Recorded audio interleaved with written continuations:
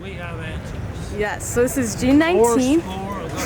Sorry, this is our preamble to the interview. This is June 19th, 2026. We're at the Juneteenth event with the Humanities Truck. This is Emma Arrighi. I'm just checking I have your permission to record. Yes, I have my permission to record. I'm Phillip Collins, portraying Abraham Lincoln. And you asked how I got into this? Yes.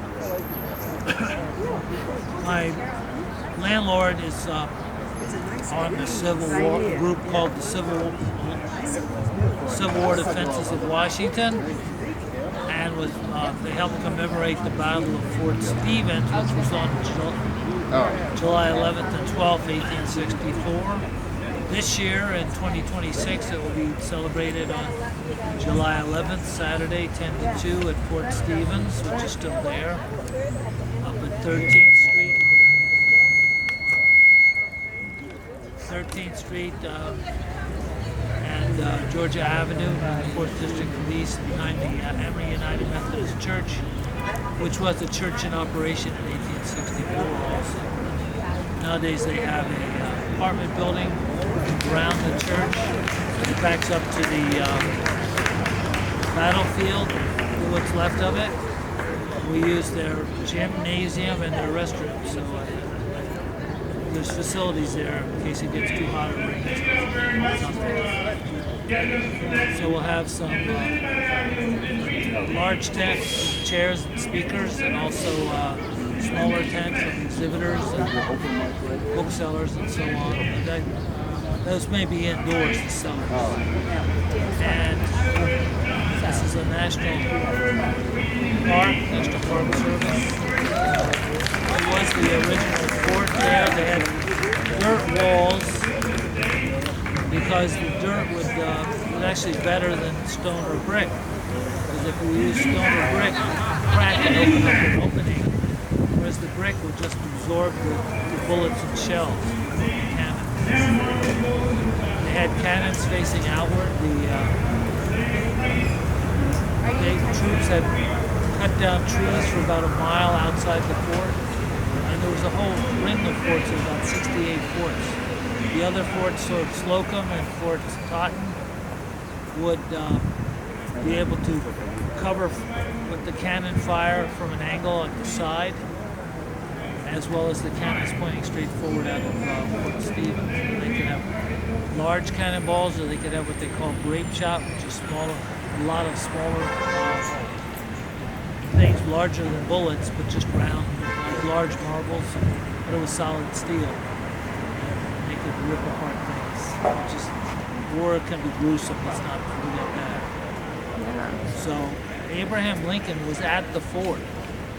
He had come over there both days. It was 11th and 12th.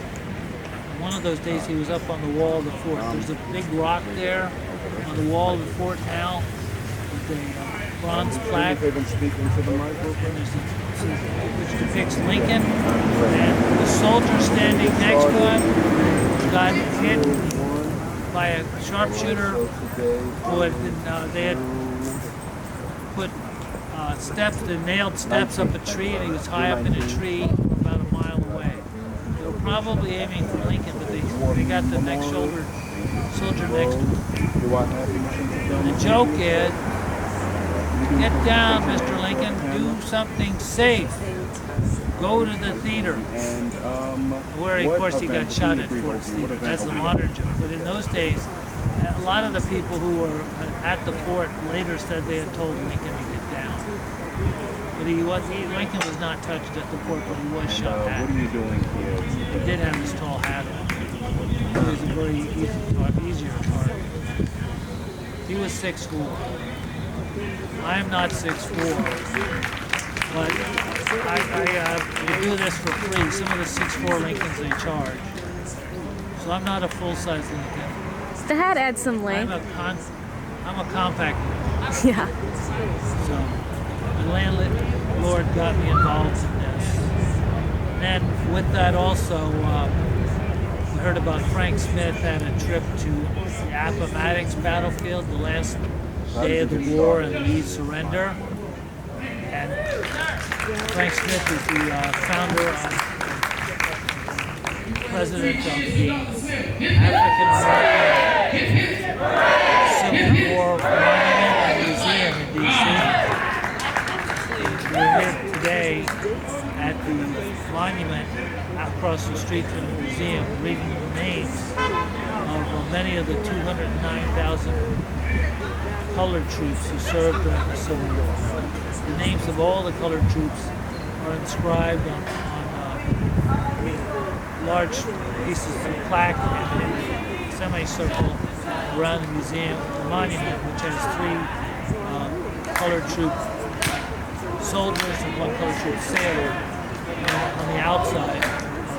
On the inside, it has 2 families with husbands and wives and children of soldiers. And it's right here at the Metro stop on U Street at 10th and Vermont Avenue. You come right out of the Metro and you see that as you come up. I've also done Trade Abraham Lincoln, I think in other events also. I also have reading of the names on Veterans Day in November here. Because I dyed my beard, it stays dyed for a while. I'm actually 74 years old now. I probably look more like Lincoln. People said Lincoln looked older than but he had still, his face was, all the burdens of being president. But he still had thick black hair, beard without a mustache.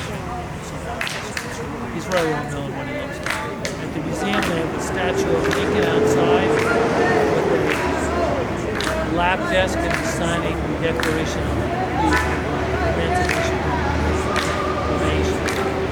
Inside the store, there's some exhibits, meeting rooms, and we'll have a store inside to buy books and t-shirts, other mementos from the museum.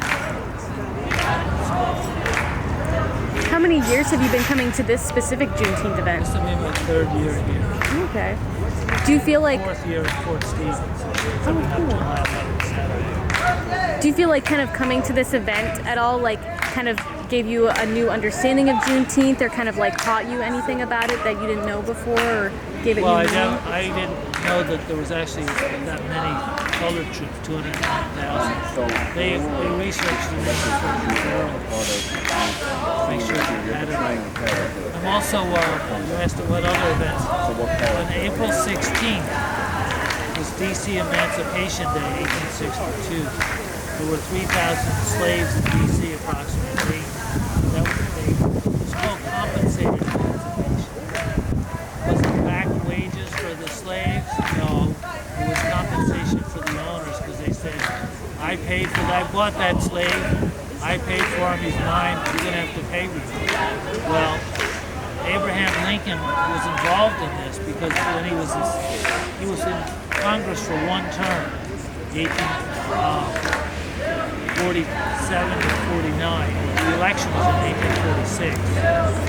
During that term in 1848, Abraham Lincoln put in a bill which was not passed. He proposed that the compensated emancipation of the slaves of D.C. Now that was very upsetting to the slave owners because they didn't want. It was a mandatory sale of the slaves. They said we want to sell them. If we want to sell them, we will sell them ourselves if we want to. I own this person, and I own their children, I own their grandchildren, their great-grandchildren from now to forever. If you're gonna, you can't force. They didn't like the idea of forcing them to sale. But when he was in office as president, he was able to get the Congress to agree to do that and allocate money to do that. He did that. So he was personally involved with that. And of course, he was personally involved with the emancipation. Juneteenth was the day that the slaves in Texas first heard about it, or as Frank Smith has said, not just heard about it, but they saw the colored troops were coming to enforce it. They had about 6,000 troops and they were in the galley stations. And they said, we're here. Not only should you have heard about it, but we're going to make sure that it happens. You're not going to just be your owner saying, well, when pigs fly, when the colored troops get here, they got there. So they realized that they were free. The Emancipation Proclamation was signed on September 22nd, 1862. And it gave the southern slave states who were still in rebellion the opportunity to rejoin the Union, actually keep their slaves that would rejoin before January 1st, 1863. None of the slave states in rebellion actually took Lincoln up on it. They said, we're going to win this war, why do we have to give up our slaves? We're not going to go back. But there were some slave states that did not join the rebellion. Delaware, Maryland, Kentucky, Tennessee, Missouri did join. So and Lincoln tried to keep them in because he didn't need any more. He didn't need to fight against any more troops. Not enough as it was. Yeah. Neither side was fully prepared for the war. As the war went on, they came more and more troops and more. Or is it mixed? It's a mix. That's important. By the way, the Fort Stevens Day was in July of 1864. General Grant had come from the western states where he had won some battles out there, notably Battle of Vicksburg, that completed the Union conquest of the Mississippi River Valley corridor to divide the eastern part of the Confederacy from the western part.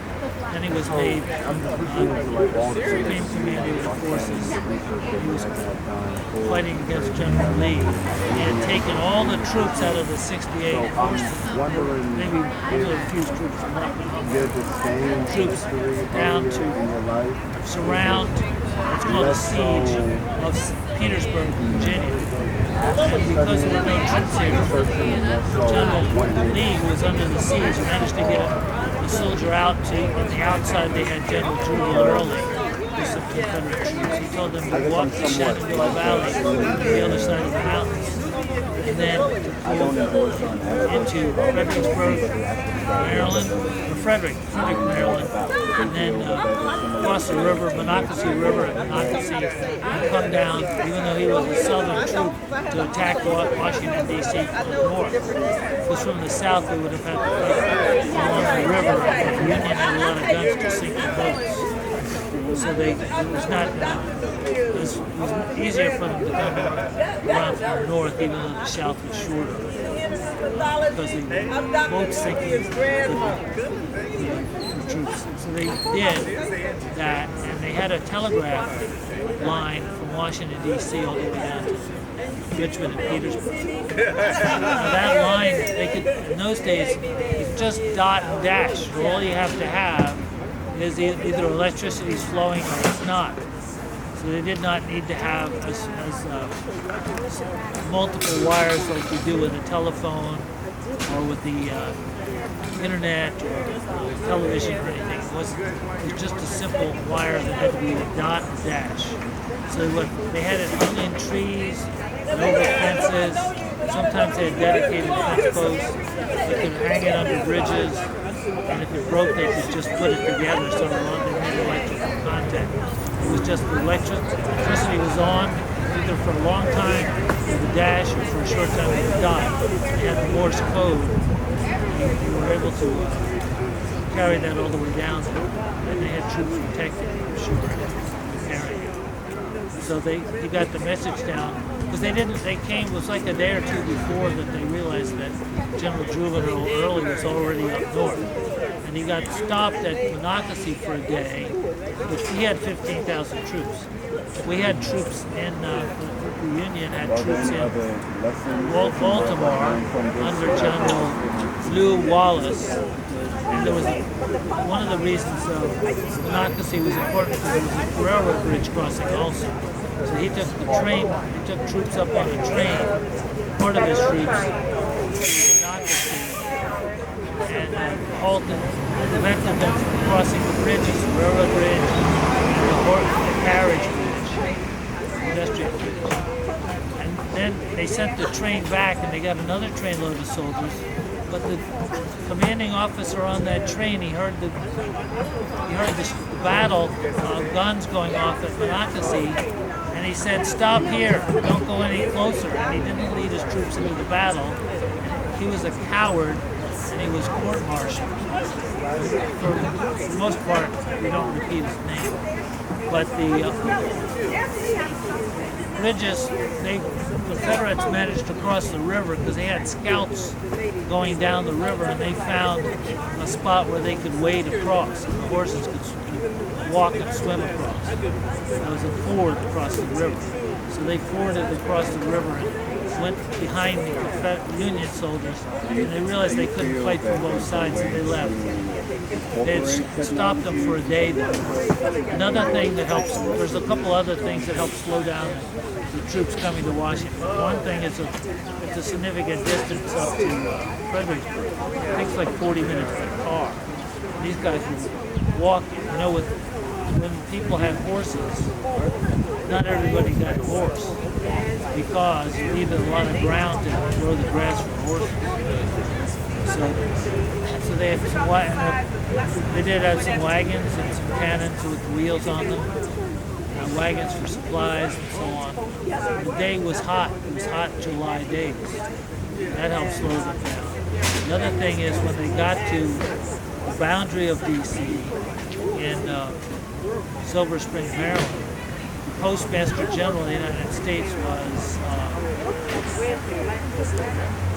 Montgomery Blair. He had a house right there. He was a wealthy man. He had a wine cellar in his house, a very big cellar full of wines, alcohols and liquors. How do you feel that they went through the house and they found the wine cellar, and some of the officers, maybe a few of the men, were drinking the wines and liquors, and that slowed them down. It probably did not affect their mental ability to walk and fight. The officers often had horses. So that slowed them down. But the troops came up from Petersburg a long way.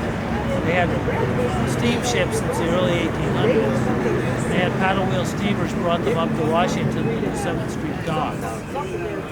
And Abraham Lincoln went down to meet them at the dock. He was very interested in what was going on. He was often hands-on with the war as much as he could be because he wasn't able to join the troops at the front.